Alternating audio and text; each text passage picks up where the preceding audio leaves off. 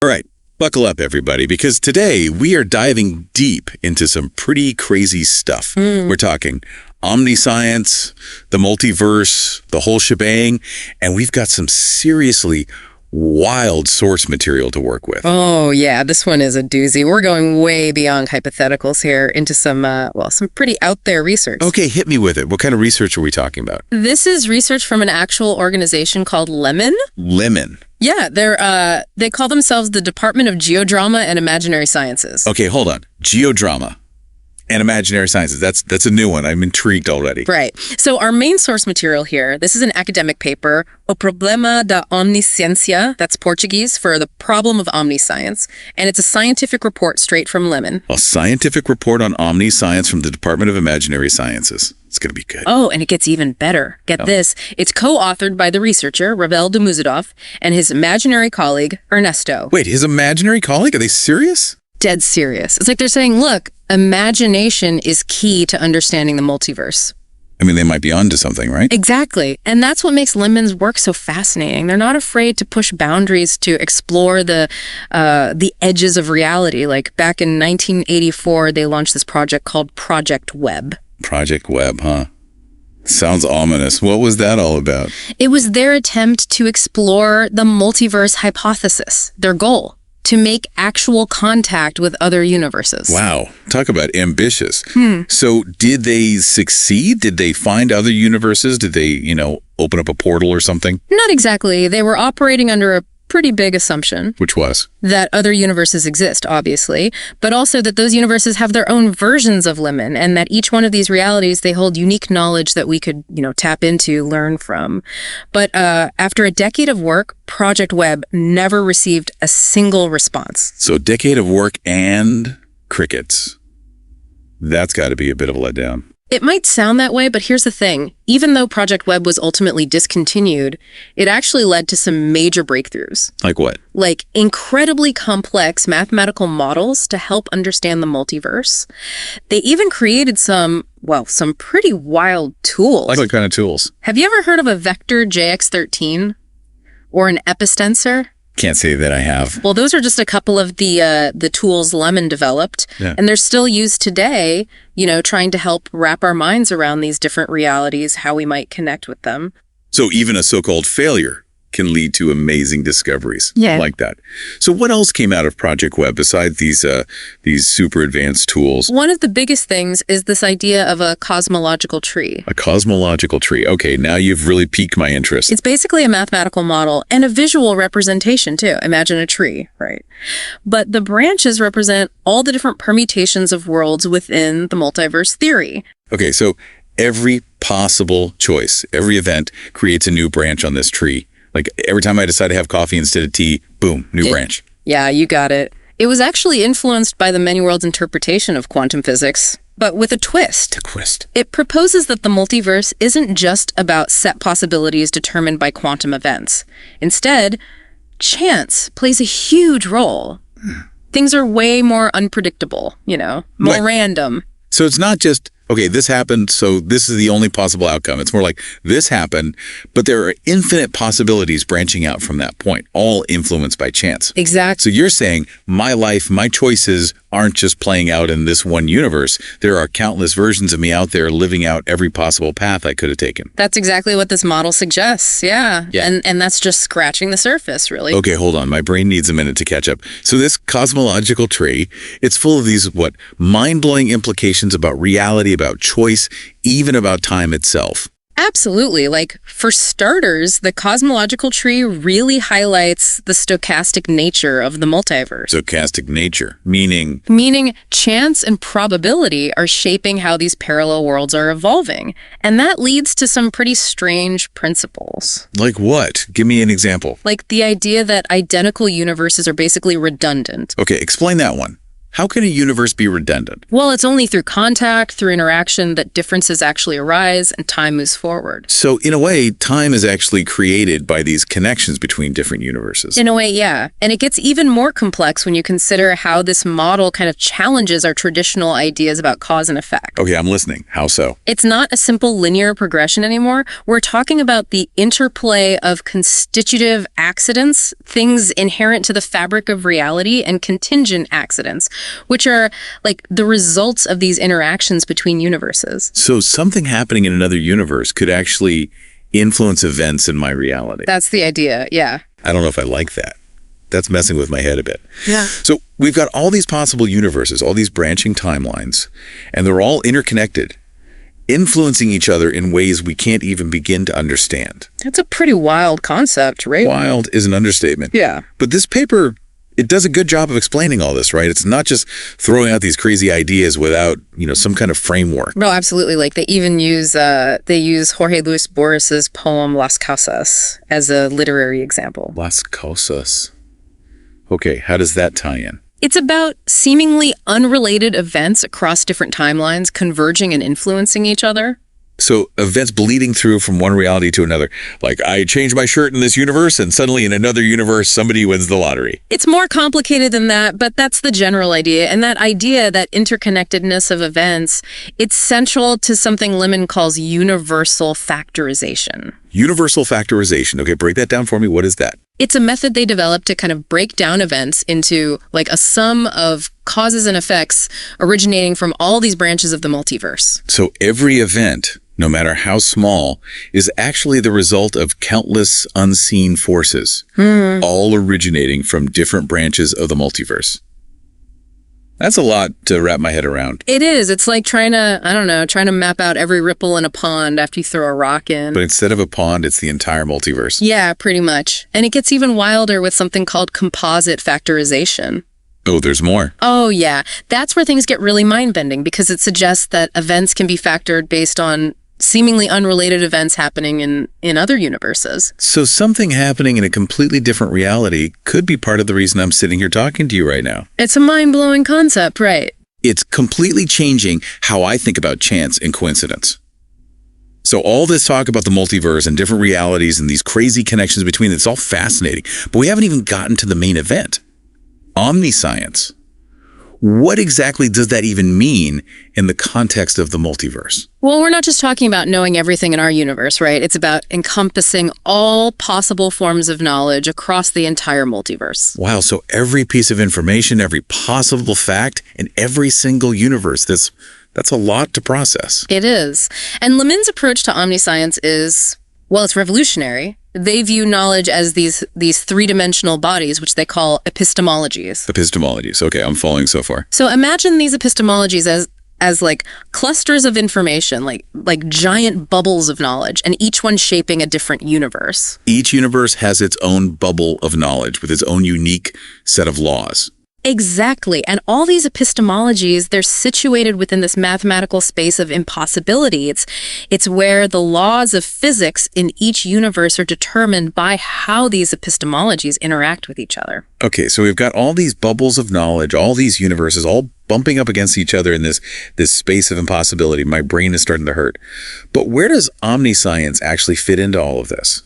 Well, according to Lemin's model, there's a theoretical point of convergence for all these knowledge fields. A point where all knowledge comes together. They call it the absolute point. It's a state where everything is ultimately knowable. They believe there's a point where we can know absolutely everything. Sounds almost too good to be true. It does, doesn't it? But there's a catch, of course. Another researcher, Maria Carrios-Nar, she has a different take on this whole absolute point idea. She argues that the space of impossibility where all these knowledge bubbles exist, it's not static. It's constantly growing, changing in unpredictable ways. So instead of everything converging into one single point of ultimate knowledge, things are constantly expanding. Exactly. She envisions this dynamic impenetrability, impossible mess that kind of governs this unpredictable expansion of knowledge. And she argues that instead of one single absolute point, there could be multiple absolute points, all constantly shifting and evolving. So knowledge itself is constantly growing and changing across the multiverse with no single point of ultimate understanding. That's a fascinating concept, but I have a feeling this is all connected to something much bigger, right? Something even more mind-blowing. You're right on the money. And this is where we get to one of the most intriguing and potentially dangerous aspects of Lemon's research.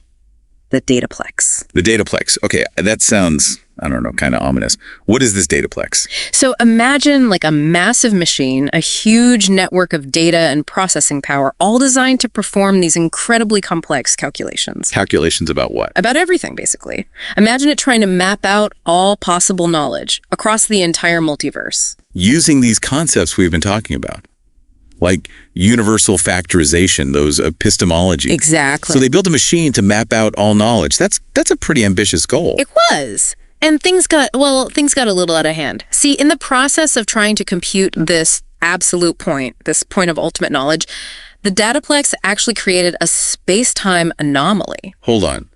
A space-time anomaly? Like a rip in the fabric of reality? Are we talking like a black hole situation here? That's the thing. No one knows for sure what it is or what it looks like. It's a complete mystery. Okay, so we've got this giant machine that's created a hole in reality, and nobody knows what it is or what it's doing. That's a little unsettling. It is, yeah. There are theories, of course. Some researchers think it's a kind of noetic black hole. A noetic black hole? Okay, what in the world is that? Well, a regular black hole consumes matter, right? A noetic black hole, it consumes thoughts, ideas. Hold on, are you saying our thoughts are feeding this thing? It's a possibility. And it's a pretty disturbing one when you think about it. Imagine all our thoughts, all our knowledge, all being sucked into this anomaly. Where does it go? What does it do with that information? It's like something out of a nightmare. Yeah. But there's another theory, right? That the dataplex actually succeeded in its goal. Yeah. Some researchers believe that the dataplex actually did what it was supposed to do, that it completed this infinite calculation, reached the absolute point, and this anomaly is just a byproduct of that success. So it's either a monster eating our thoughts or proof that ultimate knowledge exists. Great. That's a comforting thought. What are they doing about it? They must be freaking out over at Lemon. You'd think so, right? But their approach is, well, it's a little unexpected. What do you mean? Right now, the strategy is basically to avoid understanding the anomaly. To avoid understanding it. How does that help? Wouldn't that make it more dangerous? Mm-hmm. It's a gamble. The thinking is that as long as it remains incomprehensible, it'll stay in this state of chaotic equilibrium. But any attempt to analyze it, to understand it, could actually feed it more information, make it grow faster. So they're just hoping it'll go away on its own? Not exactly. It's more like they're walking a tightrope, trying to contain something they barely understand. And then there's the human factor to consider too. The human factor? What do you mean? This whole mystery surrounding the dataplex, its potential to either reveal this ultimate knowledge or, consume our reality, it's made it an object of fascination for some. You're saying there are people who, worship this thing, a dataplex cult. There are definitely groups, both within Lemon and possibly outside of it, who revere the dataplex. They see it as this source of power, a pathway to enlightenment even. Some believe they can, influence it, control its growth. Okay, now things are getting really weird. So we've got this potentially reality-ending machine fueled by our thoughts being worshipped by shadowy groups. What's the plan? What are they doing to stop it? Well, this is where things take an even weirder turn. Remember how we were talking about retrocausality earlier?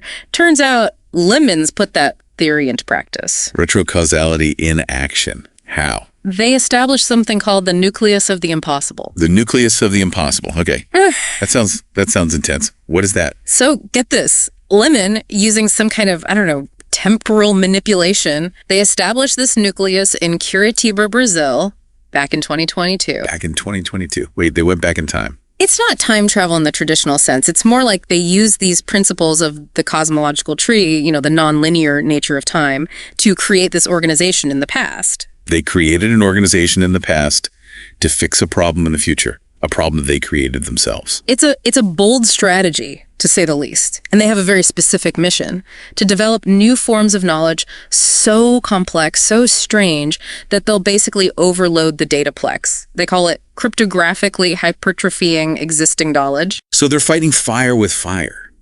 They're creating even weirder knowledge to combat the dataplex. What kind of knowledge are we talking about? Well, we're not talking about your typical textbook stuff, that's for sure. We're talking about unconventional, almost absurd areas of study, things like philosophology. Philosophology, what's that like? Philosophy mixed with eating. Yeah, it's like a fusion of philosophy and gastronomy, or fictional gastronomy. They create dishes that exist only in the imagination. They even have a course on, get this, how to talk to a drum. Yeah, now I know you're messing with me. Talking to a drum. This is getting more and more surreal by the minute. And it gets even stranger. Remember Ernesto, de Muzidoff's imaginary colleague? Yeah. It was actually Ernesto who established the nucleus, but in another universe. And somehow it's become a reality in our own. So an imaginary colleague from another universe created an organization in our past to combat a machine that's eating our thoughts in the future. My head is officially spinning. I know, right? This whole thing it's just bonkers, but it really makes you think about the nature of reality, the power of imagination, the limits of knowledge. What does it all mean? Where does it all lead? That's a good question. That's a really good question. Okay, so let me see if I've got this straight. We've got Lemon exploring the multiverse. They accidentally create this thing, this anomaly that could potentially destroy reality as we know it. And then they go back in time or something like that to create this other organization to combat it with what? Weaponized weirdness? I mean, am I getting that right? It's definitely it's a unique approach, that's for sure. What's really striking to me, though, is how their work, especially with this dataplex situation, how it really blurs the lines, between science and philosophy, even art. They're not just, running experiments, crunching numbers. They're embracing imagination, speculation as tools for understanding. Like they're saying, sometimes to really get the universe, you got to think outside the box, outside like the realm of what we even consider possible. Yeah, exactly. And I think this whole deep dive has really shown how interconnected everything is, even across realities, like the cosmological tree, universal factorization, the dataplex, the nucleus. It all fits together in a way that, makes you really question everything you thought you knew about how the world works. It's like we're all part of this giant cosmic puzzle, and Lemon is trying to put up pieces together, but they're not afraid to get a little weird with it. You mentioned something earlier, though, about a human factor, about people worshiping the dataplex. What does that mean for us, for our understanding of all this? Well, that's a pretty big question, isn't it? I mean, if our thoughts, our knowledge are potentially fueling this anomaly, as some researchers believe, then what responsibility do we have? Does what we think, what we imagine actually have an impact on, on the fabric of reality? So our thoughts could be shaping not just our own universe, but countless others. That's a lot to take in. It is, yeah. And it really raises some questions about the ethics of exploring the multiverse, about the potential consequences of our pursuit of knowledge. I mean, if Lemon can accidentally create a reality-ending anomaly, what's to stop others from doing the same? Okay, I definitely need a minute to process all of this. Take your time. It's a lot to wrap your head around. But that's what makes this whole thing so compelling, right? It challenges us to think critically, to question everything we thought we knew, to confront the unknown. It's been a wild ride, that's for sure. One of our most thought-provoking deep dives yet. I'd have to agree. It really makes you wonder, doesn't it? What's out there? What's possible? And what role do we play in it all? Big questions. Big, possibly unanswerable questions. But maybe that's the point. Maybe the journey is more important than the destination. Maybe so. Maybe so. Well, on that note, we'll leave you, our listener, with this final thought. If imagination is such a powerful force, shaping the multiverse, what does that say about our own potential? What impossible ideas might we dare to explore, knowing that our thoughts could ripple across realities? What will you create?